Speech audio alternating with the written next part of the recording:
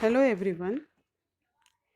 हम लोग पहले के लेक्चर्स में बायोटेक्नोलॉजी प्रिंसिपल्स एंड प्रोसेसेस के एक्सरसाइज के क्वेश्चन आंसर्स का डिस्कशन कर चुके हैं और अभी कुछ क्वेश्चंस बाकी हैं जिसका डिस्कस करना अभी बाकी है।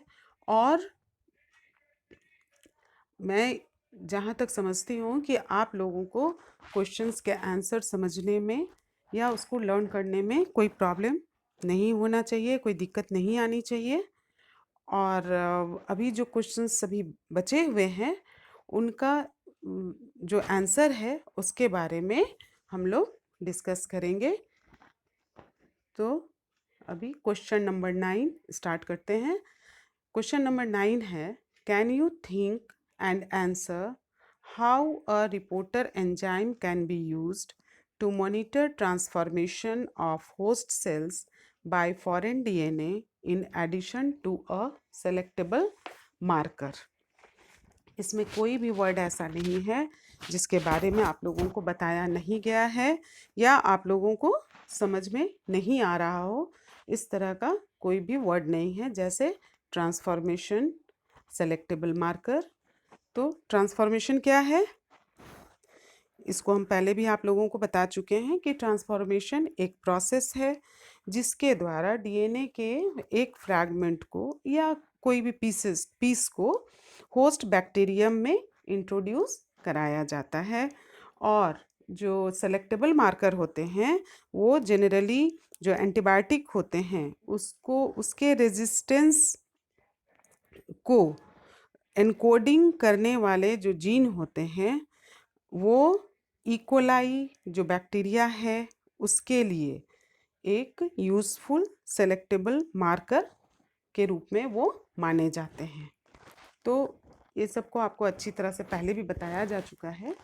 तो यहाँ पर इस क्वेश्चन का जो सॉल्यूशन है या जो आंसर है उसको हम लोग इस तरह से लिखेंगे कि to monitor the transformation of host cells by foreign DNA a reporter gene can be used. तो ट्रांसफॉर्मेशन जो है होस्ट सेल का किसके द्वारा, फॉरेन डीएनए के द्वारा।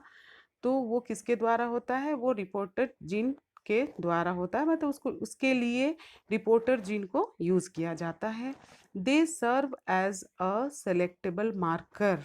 एकदम ध्यान देने की बात है यहाँ पे कि रिपोर्टर जीन को सेलेक्टेबल मार्कर के रूप में यूज़ किया जाता है to find out if the host cell has used up the foreign DNA else the foreign gene is expressed in the cell.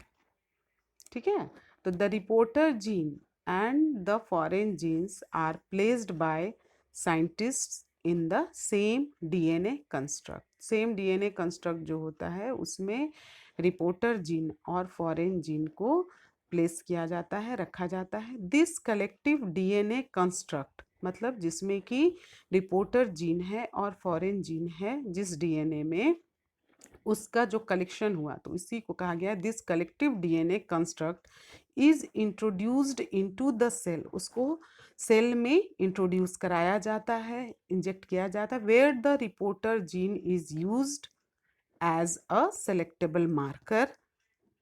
तो वहाँ पर रिपोर्टर जीन को किस रूप में यूज़ किया जाता है, सेलेक्टेबल मार्कर के रूप में यूज़ किया जाता है फॉर और to discover the successful uptake of foreign genes और the genes of interest.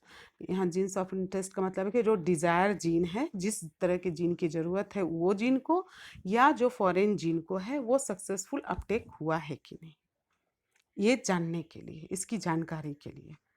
In a jellyfish, LAC-Z gene is an example of reporter gene that encodes for a green fluorescent protein। उसी तरह से jellyfish में यहाँ पे एक example दिया है कि रिपोर्टर जीन के रूप में लैक-जेड जीन यूज़ किया जाता है जो ग्रीन फ्लोरेसेंट प्रोटीन को एनकोड करता है। ठीक है, then after question number 10, describe briefly the following. इसमें आप लोगों को इसके बारे में डिस्क्राइब करना है। एक तरह से जो आप लोगों को ये पहले भी समझाया जा चुका है वही है, लेकिन फिर से एक बार शॉर्ट में डिस्कस कर लेंगे। Origin of replication, bioreactors and down stream processing. तो फर्स्ट है origin of replication. It can be defined as a DNA sequence in a genome where replication is initiated. जहाँ पर replication start होता है वो origin of replication कहलाता है. The process of replication initiation can either be unidirectional or bidirectional. या तो ये एक डायरेक्शन में होता है, हो सकता है, या दोनों डायरेक्शन में. Any piece of DNA when linked to this sequence can be made to replicate within the host cells. The sequence is also responsible to control the copy of number of the linked DNA. Hence, to recover many copies of target DNA, it should be cloned in a vector whose origin supports high copy number. तो origin of replication ये आप लोग पहले भी पढ़ चुके हैं और ये अभी भी मुझे जहाँ तक लगता है कि आप लोगों को समझ में आ ही रहा होगा. सेकंड है बायोरिएक्टर. तो बायोरिएक्टर क्या है? They are large vessels that are used the large scale production of biotechnological products from raw resources. कहने का मतलब ये लार्ज वेसल्स होते हैं और जो कि बहुत ज़्यादा मात्रा में बायो टेक्नोलॉजिकल प्रोडक्ट्स का जब डिमांड होता है तो बायोरिएक्टर का यूज़ किया जाता है.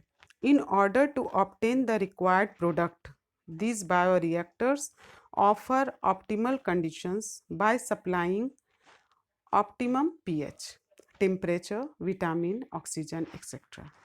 They have an oxygen delivery system. अब ये इसमें बताया गया है कि उसमें कौन कौन से सिस्टम होते हैं बायोरिएक्टर में.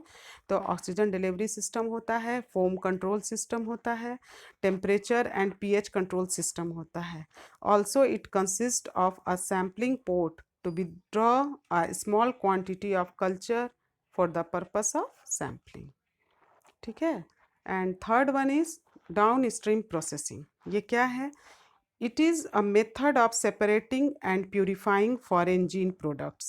यह एक मेथड है जिसमें कि फॉरेन जीन प्रोडक्ट्स को सेपरेट किया जाता है और उसको प्योरीफाई किया जाता है.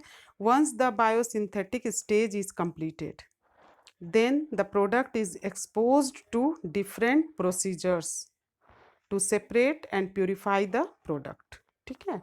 फिर जो प्रोडक्ट होता है उसको बहुत डिफरेंट प्रोसीजर्स होते हैं, मेथड्स होते हैं उसको सेपरेट और प्योरीफाई करने के लिए. Once the process is completed, the product is formulated and made to undergo several chemical traits for quality check and other related assessments. और जब प्रोसेस कंप्लीट हो जाता है तो प्रोडक्ट फॉर्मुलेटेड और उसको सेवरल क्लिनिकल ट्रेट्स फॉर उसका quality check करने के लिए उसको किया जाता है, उसका असेसमेंट किया जाता है और तब फिर वो रेडी हो जाता है मार्केटिंग के लिए. Thank you.